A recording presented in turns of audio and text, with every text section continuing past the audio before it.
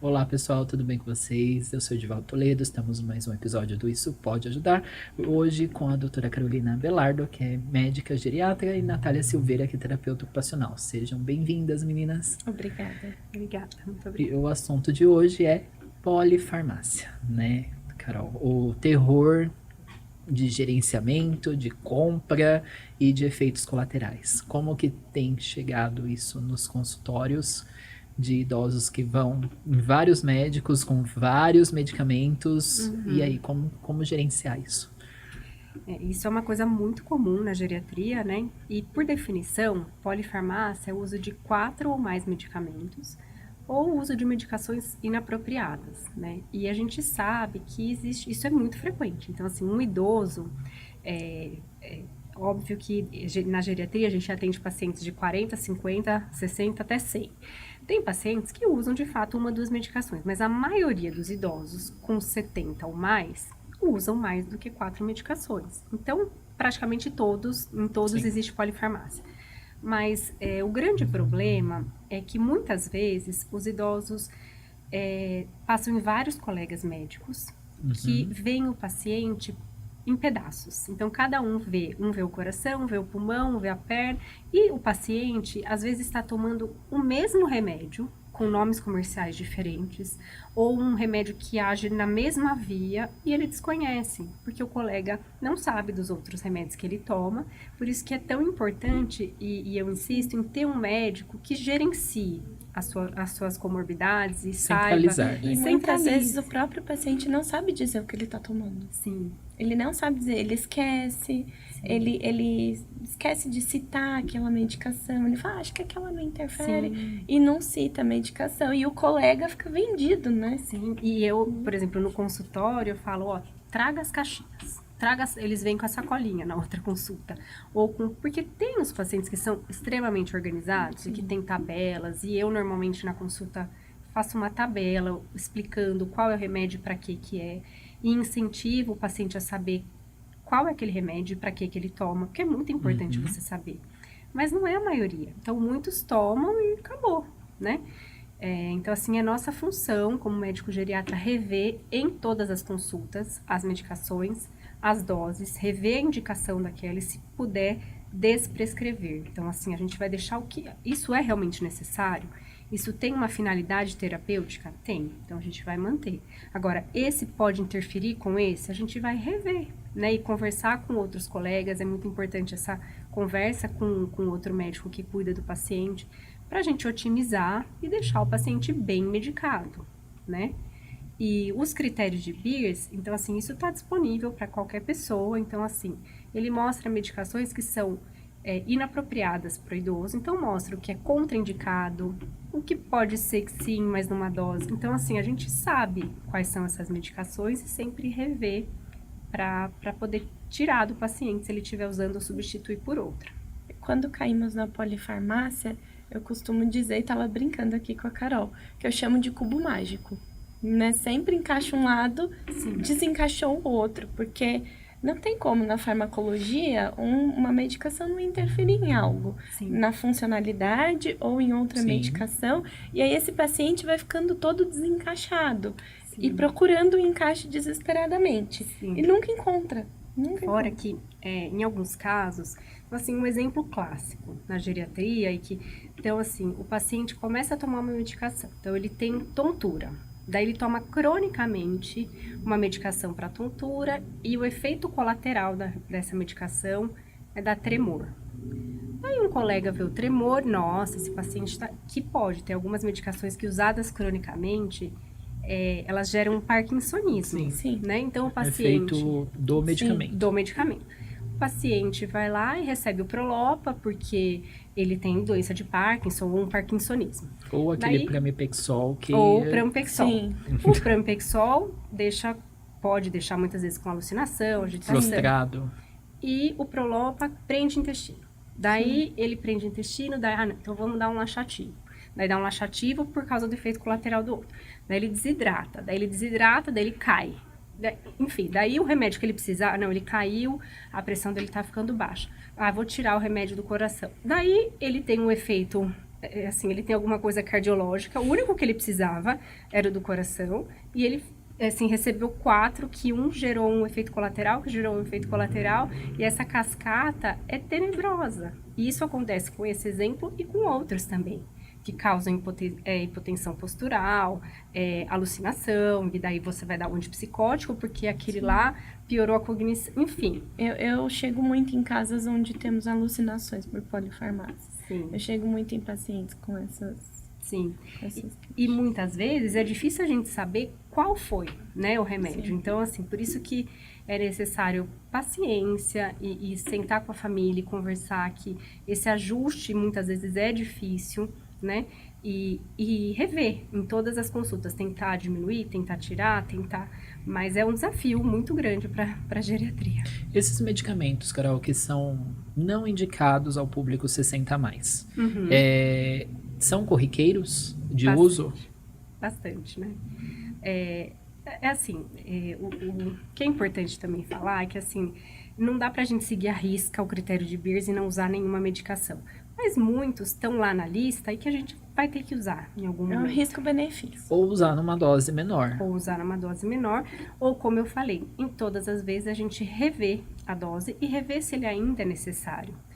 Um exemplo disso são benzodiazepínicos, né? Então, assim, é muito claro que os remédios benzodiazepínicos, que são os remédios para dormir, né? Então, assim, o Frontal, o Rivotril, enfim, são remédios que às vezes, por um período, ele é necessário, por uma fase específica, ou por um estresse específico, ou, enfim, pontualmente. Ele tem que ter uma prescrição e um término também. E um término também, e uma reavaliação, né? E às vezes o paciente fica lá por anos e anos e anos.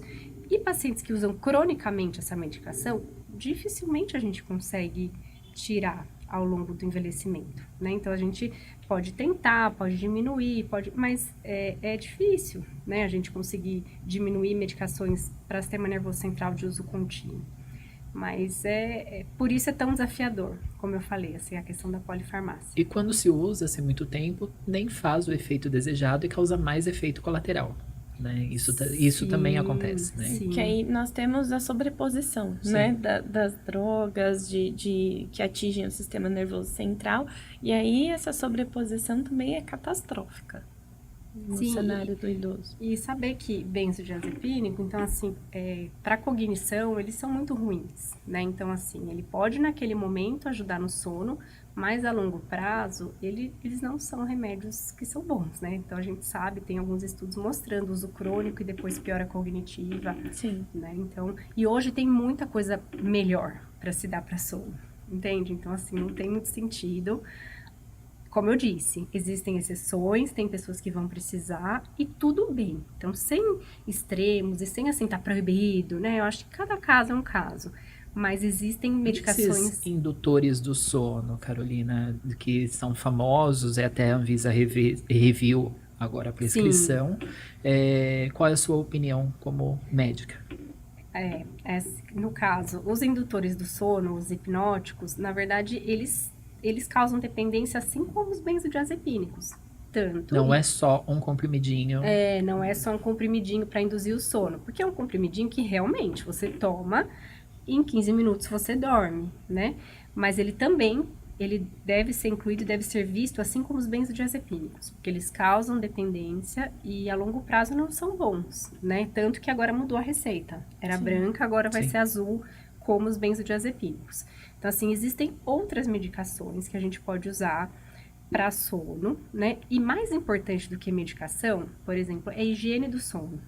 Então, assim, é importante entender que para dormir bem, então, assim, 1 hora e meia antes do idoso ou de qualquer pessoa ir dormir, tem que desacelerar. Então, assim, ficar longe de tela, deixar o ambiente mais escuro, acalmar, né? Então, preparar para aquele momento, né? Então, assim, a gente vive uma vida tão agitada e daí vai dormir, pega o celular e não vai dormir. E vai dormir mal, e vai ter dificuldade para começar o sono, né? E também entender que com a idade, o número de horas que a gente precisa dormir é menor. Então, assim, a qualidade do sono deve ser boa. Então, assim, dormir pelo menos 6 horas bem é importante. Mas a gente sabe que não é como antes, que se dormia 8, 9 horas. Né? Sim. Natália, qual é a sua orientação? Você que adentra a rotina do cuidador, do idoso, qual é a sua orientação para a higiene do sono? Sono é uma questão. Sono é uma boa questão nas casas em que eu atendo, né? Alguns pacientes que já têm demência em estágio inicial e moderado, eles têm também essa dificuldade, tem vários despertares, precisam de acompanhamento quando eles têm esses despertares, porque tem a lucidez paradoxal, despertar, tudo mistura ali no meio da madrugada, né? E essas famílias, quando eu pergunto como é o sono, né? Deita às 8 horas da manhã, da noite. E aí, quando é 2 horas da manhã, levanta. Eu falei, mas vai levantar mesmo. Vai levantar começou meu dia, né? Inclusive, eu explico que com o envelhecer, nossas horas de sono começam a reduzir. Então, precisamos fazer uma rotina para esse idoso, para que o deitar dele seja um pouco mais estendido, porque ele vai ter o sono profundo dele com menos horas. Então, em que tempo que esse cuidador precisa descansar? Vamos calcular junto. O cuidador não quer dormir das 8 da noite até as 2 da manhã. O cuidador quer dormir a madrugada toda. Então, vamos tentar organizar essas horas do idoso para que ele durma em um intervalo próximo ao que o cuidador tem sono. Então, nisso a gente coloca a rotina da noite, a rotina desde o jantar, desde a manhã. A exposição de idosos no sol da manhã, do período da manhã, regula o ciclo circadiano desse idoso para que ele possa ter sono à noite, para que a melatonina seja ativada. Pois os idosos, a Carolina está aqui para confirmar, eles têm uns desajustes na produção e no início do ciclo circadiano, com demência ou sem demência, né? E com demência tem mais esse desajuste. Então, nós temos que fazer uma rotina do dia todo, o que esse idoso vai fazer desde a hora que acorda até a hora que ele deita, para que o intervalo de sono dele seja possível para aquela família, para aquela casa. Entendi. Reposição de vitaminas. Carol, tá uma febre na internet que tem que repor vitamina B12, vitamina D, e aí? Como que deve se proceder isso? E aí que, o que se tem de evidência? A gente tem que repor o que está de fato deficiente e avaliar caso a caso, né? Então, assim, não existe um polivitamínico, uma pílula, uma vitamina maravilhosa para o idoso. Então, assim, eu entendo que dá vontade de comprar. Por exemplo, pessoas às vezes vão nos Estados Unidos e falam, fui naquela loja de vitamina, comprei, é maravilhoso. E até aqui, a gente vai dar vontade de comprar, né? Mas, assim, não existe, porque tem subdose de várias coisas e não tem nada, né? Então, assim, e o idoso, às vezes, deixa de tomar o que ele precisa e toma a vitamina, porque ele já toma 7, 8 remédios. Daí ele esquece de tomar aquele que precisa mesmo, mas a vitamina ele não deixa, né? Então, assim, precisa ter muito cuidado com isso. E, obviamente, a gente vai dosar algumas vitaminas que tem indicação de dosar, algumas, inclusive... quando a gente começa uma investigação de uma síndrome demencial ou quando a gente faz de rotina no consultório de geriatria, e se tiver uma deficiência de vitamina B12, a gente vai repor. Se tiver uma deficiência ou insuficiência de vitamina D, a gente vai repor. E também com doses calculadas e sem doses a mais para fazer uma hipervitaminose, né? E o que tem de suplementação que a gente sabe que é necessário é suplementação de proteína. Então, assim, a gente sabe que precisa suplementar na dieta, né? Então, assim, aumentar o consumo de proteína e as vitaminas específicas dependendo do valor. Outra coisa é ácido fólico, por exemplo. Então, assim, em alguns casos realmente precisa e às vezes a gente usa o folato em gotas para ajudar em casos que o paciente tem depressão, enfim. Mas é muito importante entender que a gente tem o que a gente precisa de nutrientes numa dieta equilibrada, né? Então, assim, precisa repor o cálcio? O cálcio para o idoso, a gente precisa saber quanto ele precisa de cálcio. 1.000 miligramas de cálcio elementar. Ele come 3 a 4 porções de leite derivados ao dia? Ele toma sol? Ele toma vitamina D de dose de manutenção, não precisa tomar o cálcio. Ele comprimido. dorme. Ele faz exercício de resistência. Exato. Para que esse cálcio esteja biodisponível. Exato. Então, assim, antes da gente repor e dar comprimidos para tudo, a gente tem que rever se ele está conseguindo, está fazendo essa ingestão na dieta, que é o mais importante. E se não tem o suficiente pela dieta, a gente vai repor individualizando cada caso, mas sem fazer assim fórmulas milagrosas ou comprando polivitamínicos, porque Ou não que é vai assim. ressuscitar Não algo. Até porque poucas pessoas são informadas dos riscos. Elas pensam, mas o que sobrar sai no xixi. Não é bem Sim. assim. Não é bem assim. Não é bem assim. Temos a vitamina D, né? Sim, Carol, que é a o caso hipervitaminose. hipervitaminose é muito grave. Sim. E assim, é tentador você olhar uma vitamina e falar, eu vou tomar isso aqui, né? E a indústria farmacêutica e as pessoas e a internet, então, toma isso, toma aquele, toma creatina, toma tudo, né? E a pessoa está tomando tudo, só que Menos não comendo. se alimenta bem, não faz exercício físico, não cuida do seu corpo, mente e espírito. Então, assim, não tá no externo. Então, assim, elas podem ajudar, mas é muito importante a gente se autorresponsabilizar e tentar ter uma rotina saudável. Dentre todos os milagres da farmácia, tem aí também o canabidiol, né? Que as famílias às vezes depositam todas as expectativas que vai ajustar o sono, e trazer todo esse equilíbrio que a gente sono, comportamento, Mente, cognição, e tudo mobilidade, mais, é o combo. marcha. Qual é a sua opinião sobre isso? Minha opinião, vamos lá, minha opinião médica e pessoal, que nesse caso é a mesma, né? Às vezes, Sim. na verdade, ele é uma medicação promissora e eu acho que já é usada, né? Então, assim, eu já usei, inclusive, em alguns pacientes, mas a gente precisa de mais estudos, né? Porque, de repente, vários laboratórios e vários lugares fornecem e a gente precisa saber e estudar aquele que a gente está prescrevendo para saber exatamente a dose, porque não tem estudos randomizados grandes com doses certinhas, do mesmo jeito que a gente tem. Em qualquer lugar do mundo que a gente for, para demência de Alzheimer, o tratamento é esse. Nessa dose você tem que progredir, porque tem estudos randomizados duplo sexo que acompanharam os pacientes por muito Sim. tempo. No caso do canabidiol, a gente tem mais, entre tanto e tanto. Então, a gente individualiza, daí a gente dá uma gota, aumenta uma gota. Então, como que a gente faz? A gente dá uma dose inicial, a gente aumenta progressivamente. Melhorou? Pode aumentar E a um questão pouquinho. também da biodisponibilidade do fármaco Sim. da indústria que você está comprando, Sim, né? então a gente precisa conhecer o daquela indústria que você está prescrevendo para poder ter mais segurança, né?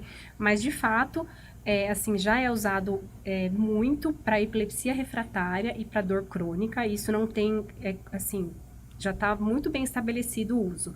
E agora a gente extrapola para doença de Parkinson, para demências, para alterações de comportamento e para sono, né? Então, baixar um pouquinho a expectativa, acreditar que ele vai Sim. ajudar, mas ele não vai resolver Sim. igual muitas pessoas Sim, entram no e consultório. ele nunca é a primeira escolha, Sim, entende? Então, assim, a sim. primeira escolha é o que a gente tem de evidência científica. Até pelo custo, né?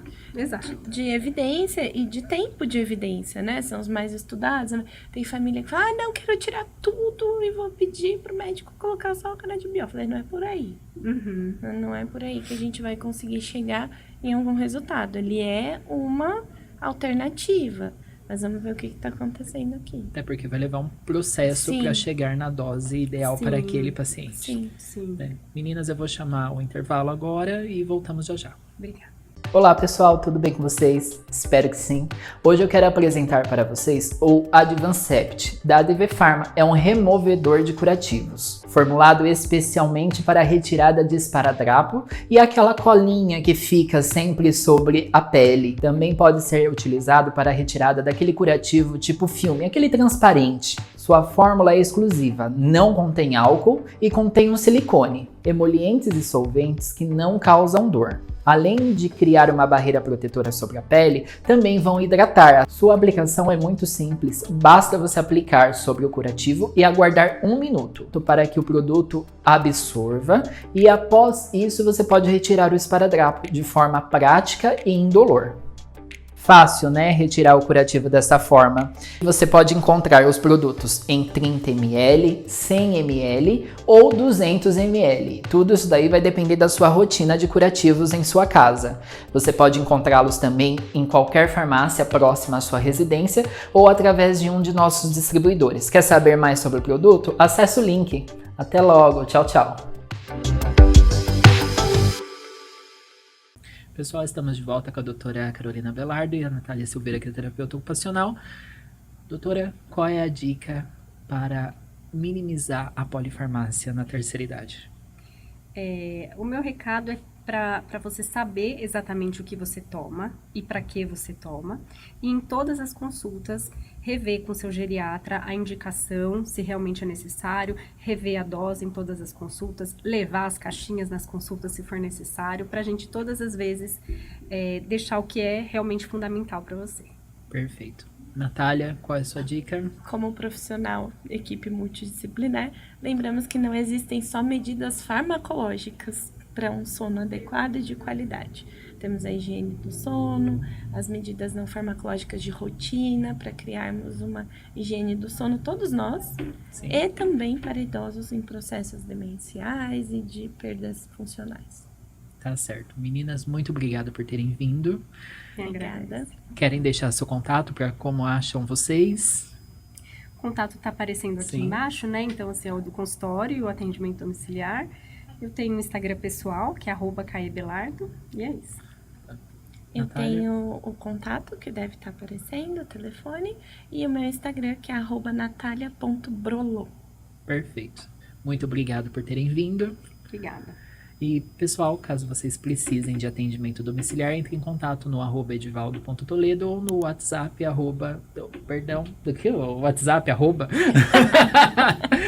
no WhatsApp 940075391. E até o próximo episódio. Até lá. Tchau, tchau.